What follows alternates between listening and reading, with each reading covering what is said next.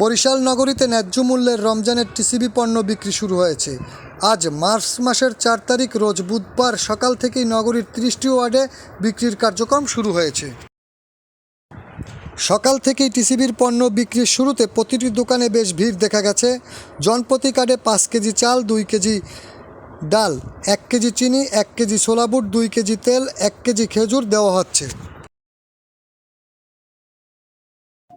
প্রতি মাসে টিসিবি পণ্য বিক্রিতে 5 কেজি চাল, 1 কেজি চিনি, 2 কেজি তেল, 2 কেজি ডাল দেওয়া হতো। রমজান উপলক্ষে তার সাথে বাড়িয়ে 1 কেজি ছোলা বুট ও 1 কেজি খেজুর দেওয়া হচ্ছে।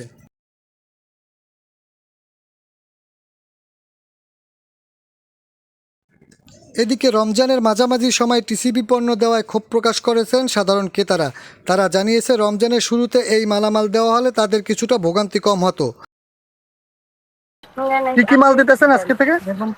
খেজুর, চিনি, ছোলা বুট, মুসুর ডাল, চাল।